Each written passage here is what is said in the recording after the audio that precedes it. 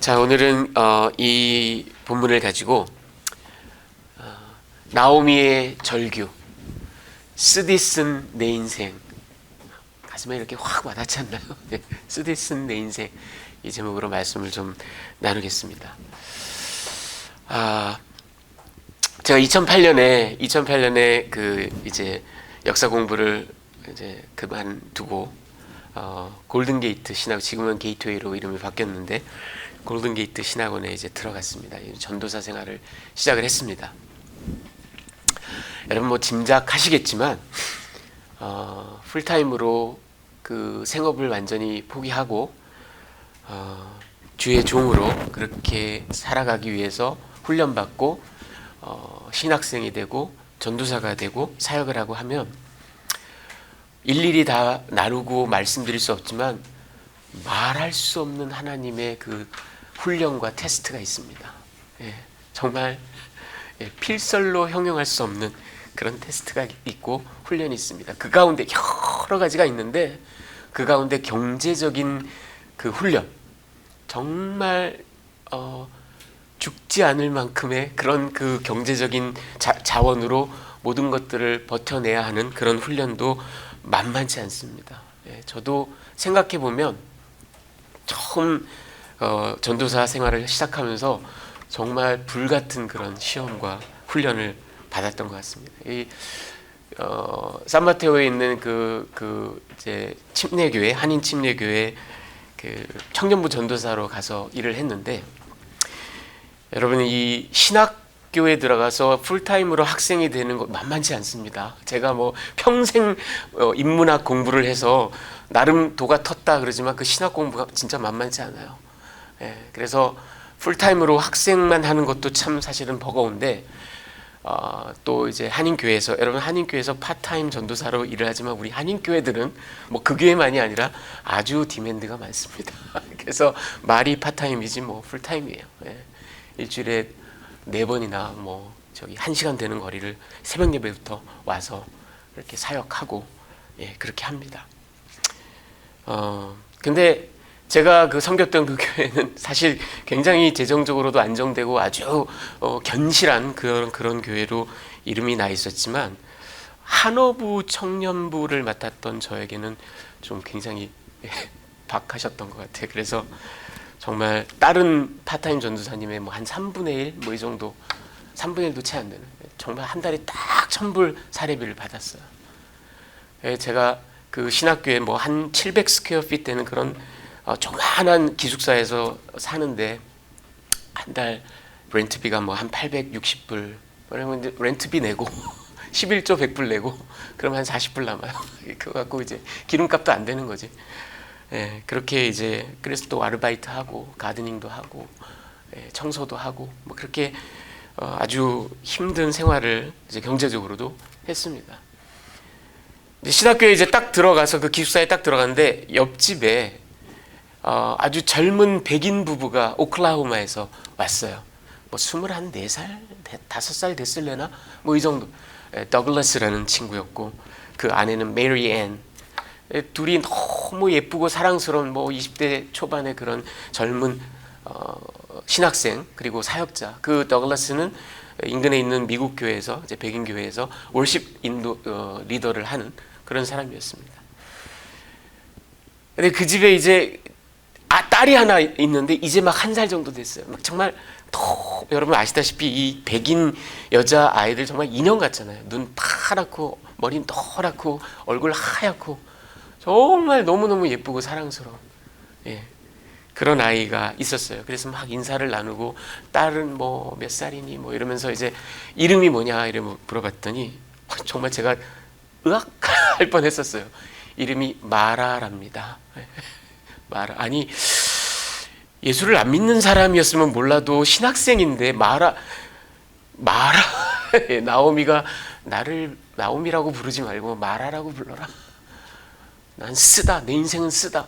아니 어떻게 이 천사같이 인형같이 예쁜 딸에게 마라란 이름을 붙여줬을까 너무 궁금했었어요.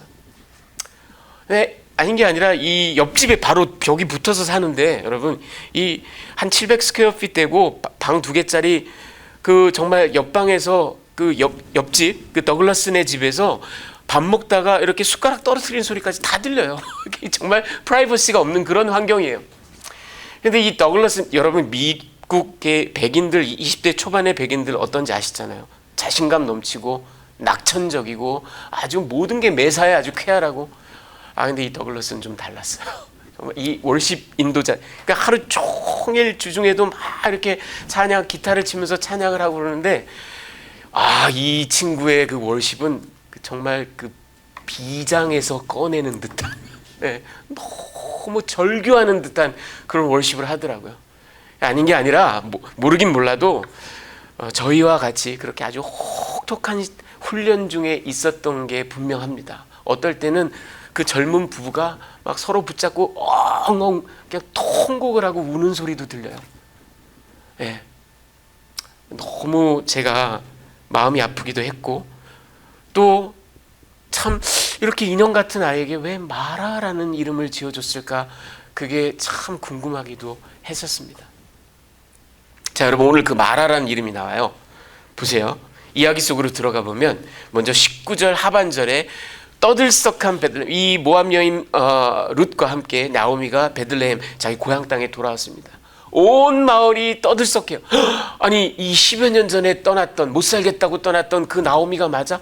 아니 근데 그 나오미 남편은 어디 갔고, 두 아들들은 떡두꺼비 같은 두 아들들은 어디 갔어? 이 나오미가 맞아? 막 이렇게 떠들썩 난리가 났습니다.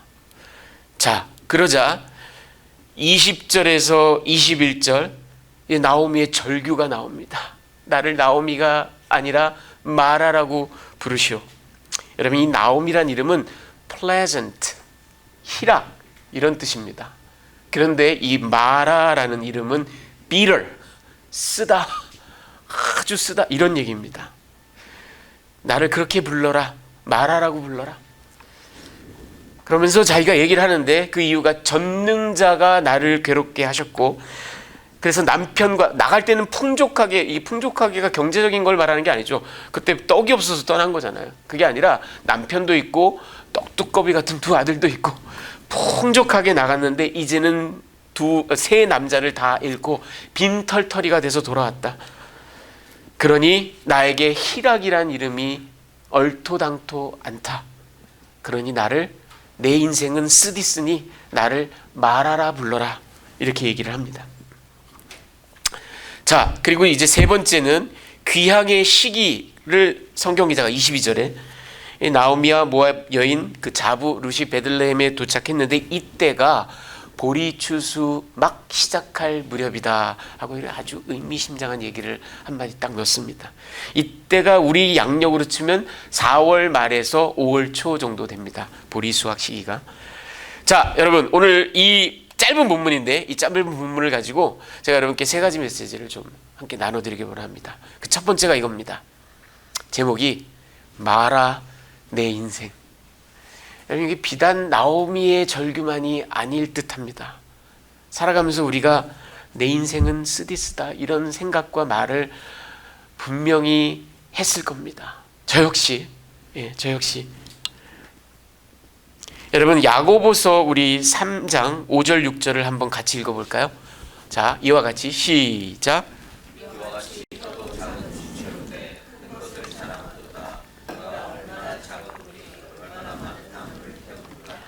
혀는 곧 불이요 불의의 세계라. 혀는 우리 지체 중에서 온 몸을 더럽히고 삶의 수레바퀴를 불사르나니 그 사르는 것이 지옥불. 사도 야고보가 이 우리 지체 가운데 우리의 말에 대해서 정말 촌철살인과도 같은 그런 말씀을 남깁니다. 이 혀가 우리 몸을 더럽히고 삶의 수레바퀴를 불사른다고 합니다. 여러분 우리가 살면서 말로 얼마나 많은 악담과 저주와 죄악을 저지르는지 모릅니다. 그런데 여러분 이 혀로 저지르는 범죄가 그냥 단순한 죄가 아닐 수 있습니다. 깊이 생각해야 됩니다. 여러분 지금 보시는 분은 레바이 조세프 텔루시킨이라는 사람입니다. 이 사람은 미국의 유대학자요 랍비입니다. 너무 영향력이 많고 아주 저서를 많이 쓰고 한 그런 랍비라서 America's Rabbi라는 별명을 갖고 있을 정도로 아주 유명한 그런 랍비입니다. 이분이 텔루시킨이 강연을 할 때 이런 재밌는 이야기를 한 적이 있다고 합니다. 청중들에게 질문을 합니다. 여러분 가운데 여러분은 손을 들지 마십시오. 괜히 서로가 뻘쭘해지니까 손을 들지 말고 들으세요. 텔루시킨이 묻습니다. 여러분 가운데 지난 24시간 동안 남을 욕하는 말, 자기 신세를 한탄하는 말, 하나님을 원망하는 말, 심지어는 남을 저주하고 악담을 퍼붓는 말, 이런 말을 한마디도 24시간 동안 한마디도 안 했던 분 손들어 보십시오. 이렇게 딱 그러면 수백 명 앉아있는 청중 가운데 그저 몇 명 정도만 손을 듭니다. 여러분도 한번 생각해 보세요. 24시간 동안. 자, 그러면서 텔루시킨이 이렇게 얘기를 합니다. 여러분, 이게 심각한 문제입니다. 왜? 지난 24시간 동안 내가 술을 안 먹으면 막 좌불안석 견딜 수가 없고 땀이 뻘뻘 나고 막 그래서 결국은 술을 먹게 되는 사람을 우리는 뭐라고 합니까? 알코홀릭, 알코올 중독자라고 얘기합니다. 지난 24시간 동안 아무리 참으려고 해도 담배가 땡겨서 견딜 수가 없어서 결국은 몰래 나가서 담배를 피고야 마는 사람을 우리는 뭐라고 합니까? 니코틴 중독자라고 합니다. 그런데 단 24시간도 악한 말을 하지 않고 지나가지 않는 그런 우리 모습을 보고 우리는 뭔가 지금 심각하게 언어적인 죄악에, 언어적인 그런 그 심각한 죄악에 중독되다시피 빠졌다라고 자각하는 사람이 거의 없습니다. 이렇게 얘기를 했습니다. 여러분, 우리가 악담, 저주, 불평, 그냥 뭐 사는 게 그렇지 뭐. 우리 옛날 어르신들이 우리 할아버지 할머니 세대 때부터 온갖 내 팔자에 무슨 뭐 이런 말씀에서부터 뭐 서방복 없는 X는 뭐 자식복, 아니 잘 있는 자식은 왜 이렇게 뭐 온갖 그런 뭐 악담에서부터 저게 원수지 저게 가족이냐 뭐. 정말 우리는 때때로는 이게 그냥 나를 정화하고 나를 스트레스를 푸는 하나의 방법이다. 뭐 본심이 담겨 있는 건 아니다. 이렇게 정당화하고 지나가는 경우가 많지만 사실은 텔루시킨이 얘기한 것처럼 우리는 심각한 죄악에 빠져 있는데 자각하지 못하는 경우가 많습니다. 자, 여러분, 오늘 나오미가요 하나님을 원망하는데 여러분 보세요. 우리가 지난주에 본 그 1장 16절 17절에 모압 여인 룻이 성경 전체에서도 가장 아름다운 구절이라고 해도 과언이 아닐 만큼 기가 막힌 그 헤세드, 언약적 신실함, 하나님의 그 헤세드를 닮은 듯한 그런 기가 막힌 얘기를 합니다. 제가 그래서 이 카예즘을 우리나라 말로 살펴봤더니 교차대구법이라고 한다 그러더라고요. 이 교차대구법, A와 A 프라임, B와 B 프라임이 정확하게 그 대구를 이룹니다. 그리고 한가운데 들어간 C가 요게 강조하는 말이에요. 그렇죠? 이렇게 아주 시적으로 우아한 그런 스트럭처를 가지고 그 자신의 모든 것을 담아서 이렇게 기가 막힌 얘기를 했다라고 그랬죠. 근데 오늘 보십시오. 나오미가 하나님을 원망하는데 이것도 기가 막히게 교차대구법을 가지고 아주 시적으로 옛날 사람들은 이렇게 원망을 해도 아주 기가 막히게 아름답게 보세요. 제일 먼저 여기 조금 약간 변형된 형태입니다. C가 먼저 나옵니다. 나를 나오미 pleasant라고 부르지 말아라. 그 대신 나를 bitter 마라라고 불러라. 그리고 이제 A가 나옵니다. 왜냐하면 샤다이, 여러분 엘 샤다이라는 건 하나님에 대한 가장 오래된 이름 가운데 하나인데 전능자란 뜻입니다. 샤다이가 나를 심히 괴롭게 했다. 그리고는 이제 B가 나와요. 내가 풍족히 나갔으나 야훼, 야훼는 하나님의 언약적 그 이름, 하나님의 유일한 이름입니다. 야훼가 나를 비워 돌아오게 했다. 그리고는 이제 C 프라임이 나옵니다. 또 왜 나를 그러니 나오미, 우리말 개혁 성경에는 이게 어순이 바뀌어 있지만 원어에는 이래요. 왜 나를 나오미라고 부르겠는가? C 프라임이에요. C와 대꾸를 이뤄요. 그리고 다시 이제 B 프라임이 나옵니다. 야훼가 나를 징벌했다. 그리고 A 프라임, 샤다이가 나를 괴롭겠다. 보세요. A, B, B 프라임, A 프라임이 교차 대구법으로 있는데 A와 A 프라임은 샤다이, B와 B 프라임은 야훼. 이렇게 기가 막히게 시적인 구조를 가지고 하나님을 무시무시하게 원망합니다. 마치 이 내용은 이 전능자 샤다이가 이스라엘의 언약의 신이라는 그 야훼라는 양반이 이 나를, 나오미라는 한 여자를 타겟으로 딱 정해가지고는 그냥 말할 수 없이 화살을 그냥 바바바바바바바 쏘아대는, 그렇게 지금 표현하고 있어요. 여러분, 사실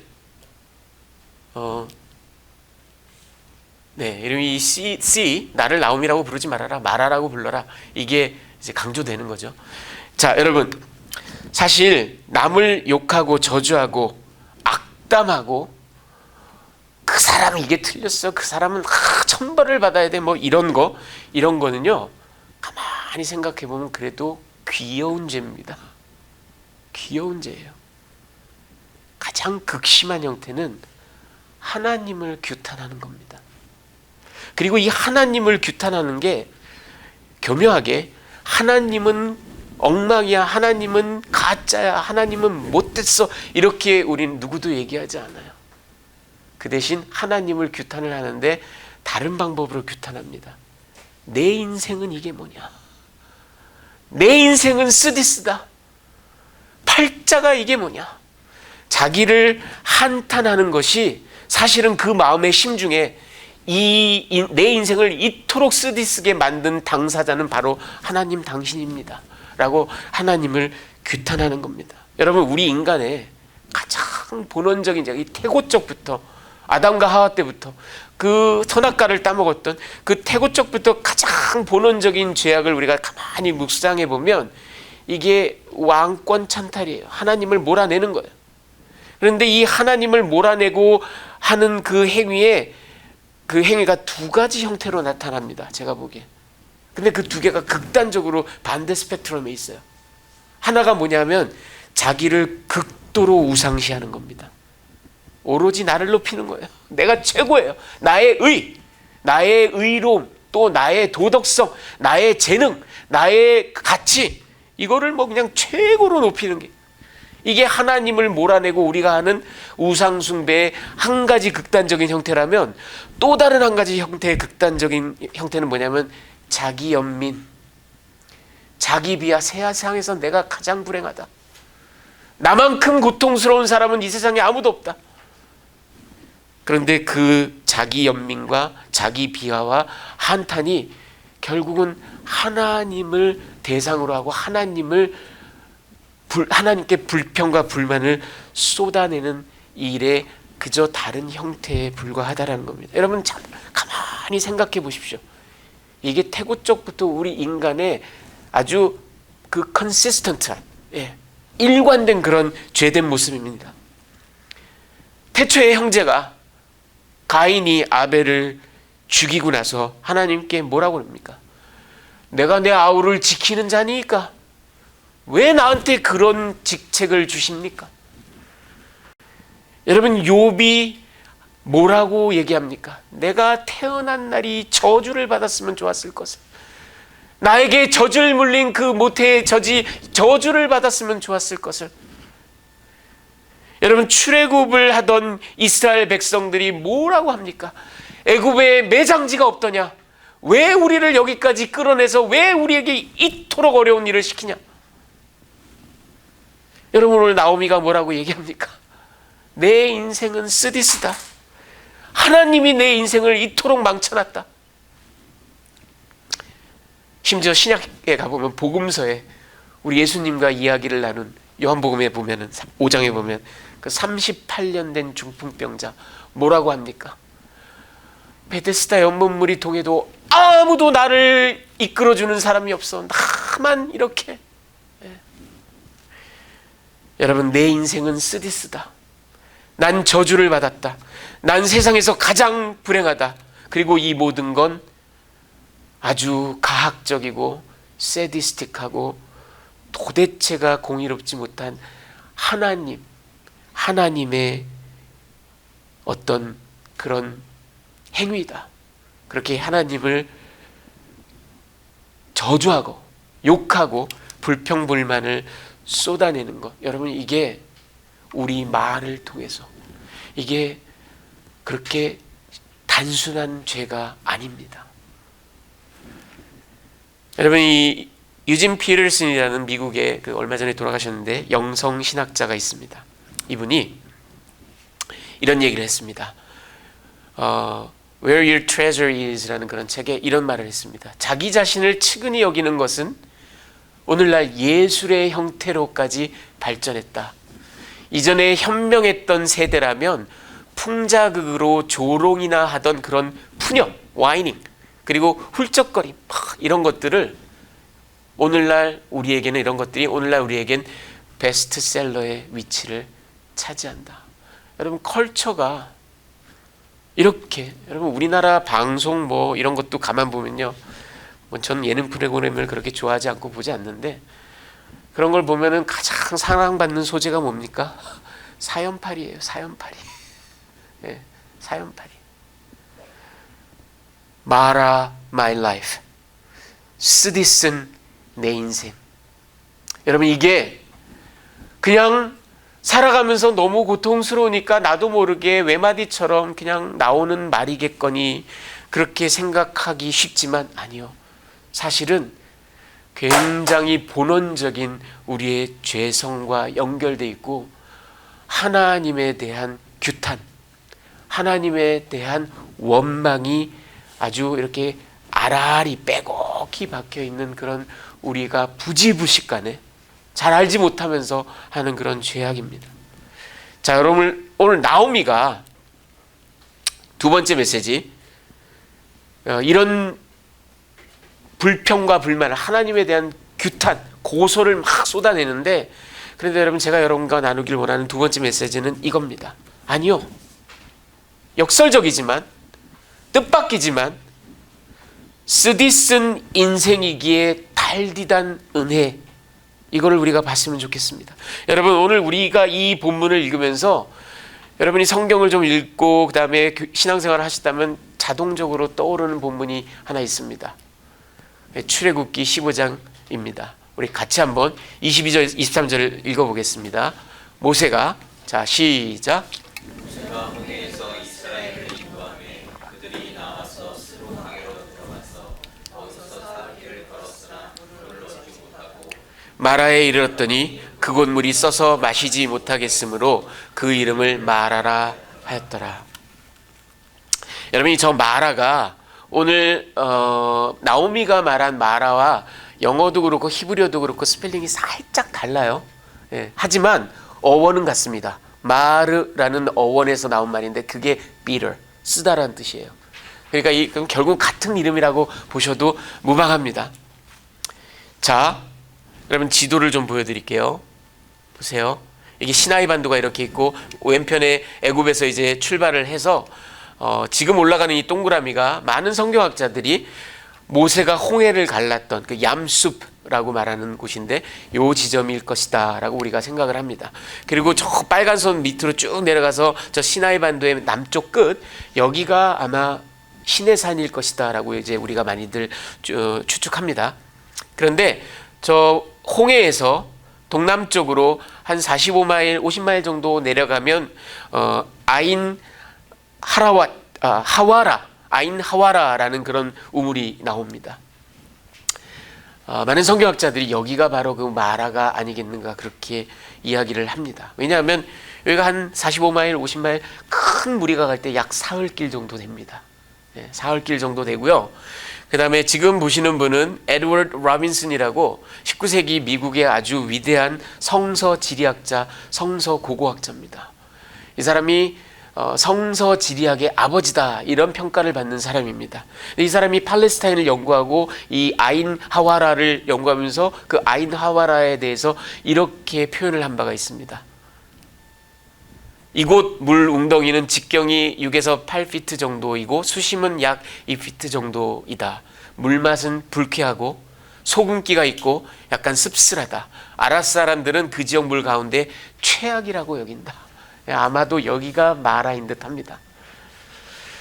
자, 그런데 여러분 잘 아시다시피 모세가 그 기적을, 하나님의 기적을 일으켜서 홍해가 쫙 갈라지고 애굽의 최정예 부대가 다 수장이 됐어요.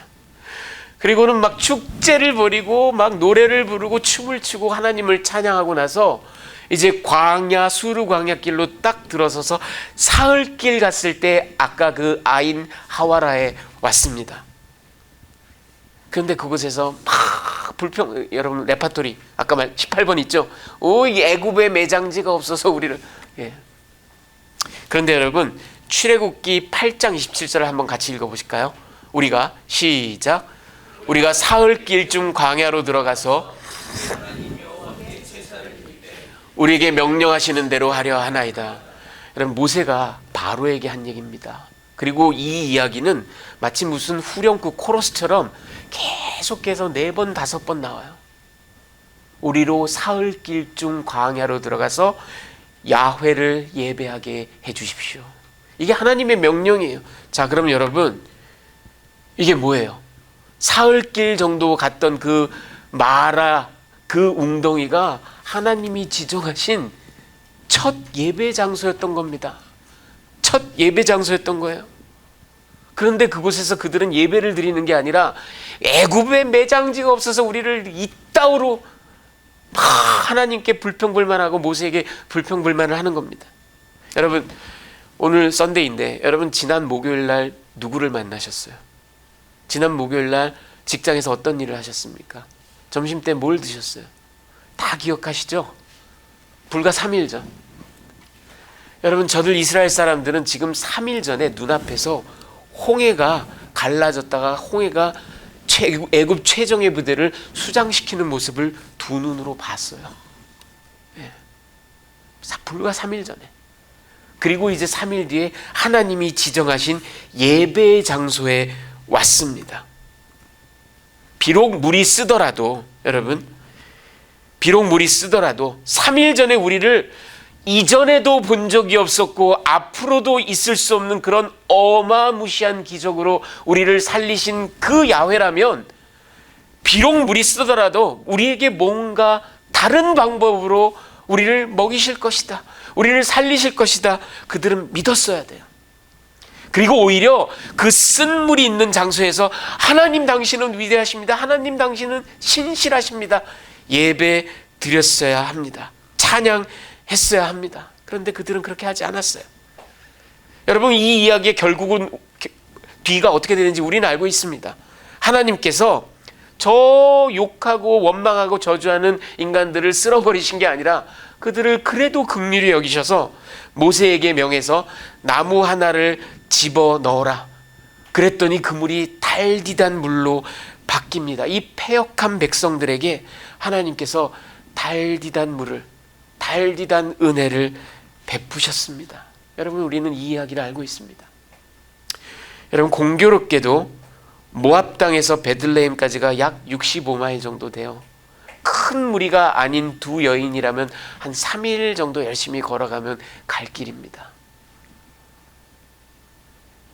여러분 이 나오미와 룻이 이 모압에서 베들레헴으로 돌아가는 이 여정을 막 시작할 무렵에 룻이 아무래도 그 1장 16절 17절에 어머니가 가는 곳에 내가 가고 어머니가 머무는 곳에 내가 머물고 어머니의 백성이 나의 백성이 되고 어머니의 하나님이 나의 하나님이 되고 어머니가 죽는 곳에 나도 죽어 나도 거기에 묻히겠나이다.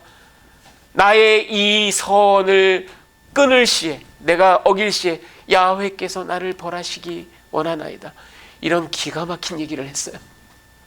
불과 3일 전에. 그런데 우리 나오미 전혀 기억하지 못합니다. 아니 기억 못하는 정도가 아니라 오늘 이 악담을 쏟아낼 때 나오미의 이야기를 히브리어 원어를 보면 하나님이 내 인생을 망쳐놨고 나를 이토록 고생시키고 나한테 이런 일을 했고 나 me myself I am. 아니 3일 전에 룻이 그런 얘기를 했는데 우리가 아니에요. 룻은 완전히 투명 인간이에요. 지금 그 룻이 어떤 존재인데 하나님이 주신 선물인데 그러거나 말거나 쟤는 내 안전에 없고 하나님이 내 인생을 여러분, 우리는 또 이 나오미의 스토리가 어떻게 전개되는지 사실은 알고 있습니다. 하나님께서는 룻이라는 선물을, 어떻게 보면 룻이라는 나무를 쓰디쓴 물과도 같은 마라의 인생에 던져 넣어 주셨습니다. 그리고 그 룻을 통해서 나오미가 하나님의 은혜가 넘쳐나는 인생, 다윗 왕의 계보, 메시아의 계보에 이르는 기가 막힌 인생으로 바뀐다라는 걸 우리가 알고 있습니다. 아까 홈커밍의 타임이 어떻다고요? 보리수확식, 그 보리수확 때 기가 막힌 만남이 일어나잖아요. 하나님은 이 모든 것을 계획하셨고 하나님은 룻이라는 이 기가 막힌 선물을 마치 마라의 그 우물에 던져졌던 나무와 또 같은 선물을 나오미에게 주셨어요. 여러분, 이 두 본문이 출애굽기 15장과 룻기 1장에 묘하게 닮지 않았습니까?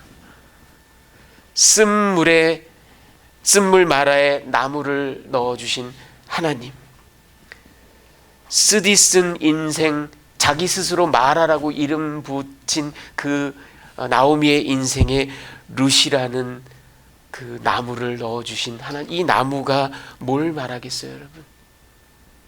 나무에 달리신 그리스도 십자가의 예표가 아니겠습니까? 여러분, 공교롭게도 룻의 이름의 뜻은 refreshment, satisfaction, 그런 뜻입니다. 여러분, 우리네 인생이 쓰기에 역설적이지만 하나님의 은혜가 달달하는 것을 우리는 기억해야 합니다. 광야 사흘길이 그 아인 하와라라는 그 쓴 우물물 마라가 사실은 하나님이 지정하신 예배의 장소였다면 모압에서 사흘길 걸어왔던 베들레헴이 실은 나오미에게 예배의 장소였습니다. 여러분, 생각해보면 이렇습니다. 저와 여러분이 이 땅을 살아가면서 고통이 얼마나 많은지 몰라요. 산 넘어 산이, 우리 인생은 그래요. 정말 바람 잘 날이 없고 눈물 그칠 날이 없는 게 우리네 인생살이입니다. 그런데 여러분, 잘 생각해 보십시오.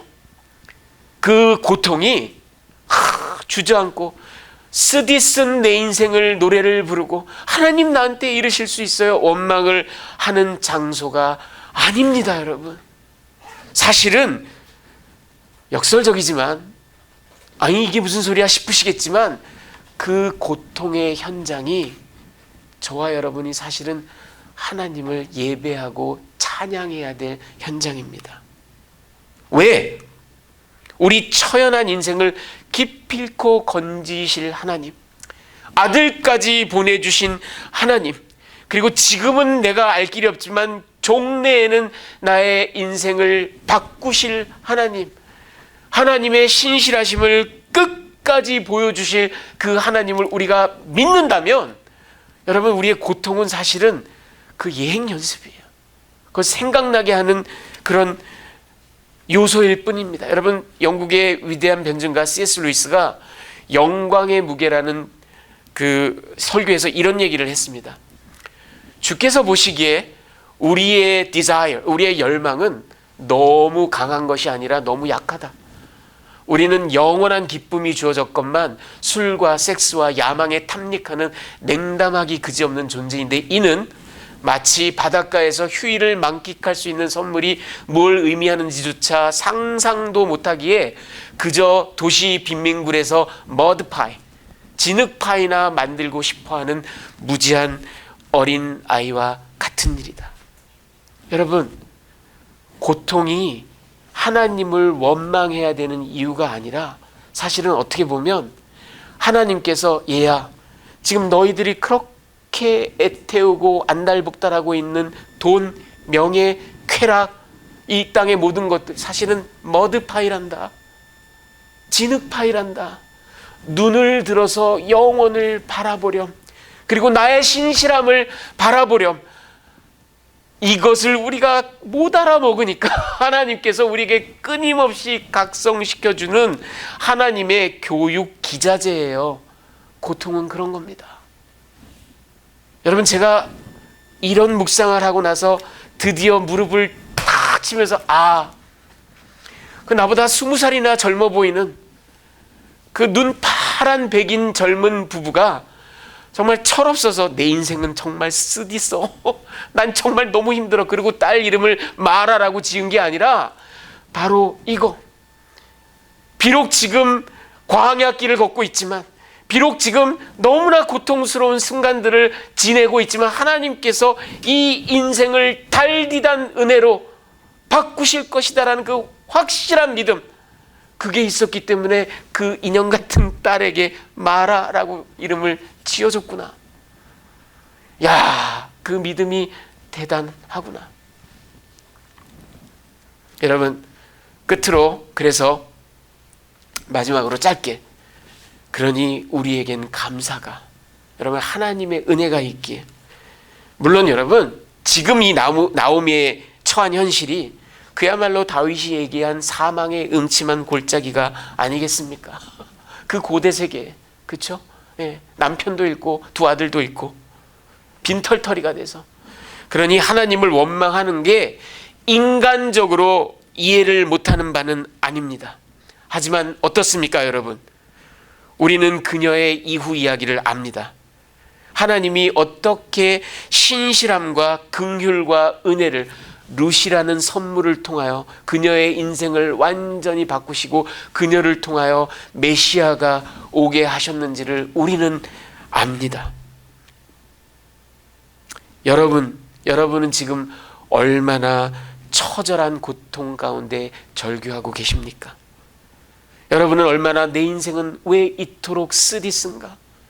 마라 my life 하고 계시지는 않습니까? 여러분, 나오미의 삶을 바꾸신 그 하나님, 그리고 그 고통이 오히려 찬양의 이유가 되는 그런 놀라운 인생 역전을 이루신 하나님이 여러분의 삶도 동일한 헤세드로 이끌고 계시는 줄을 믿으시기 바랍니다.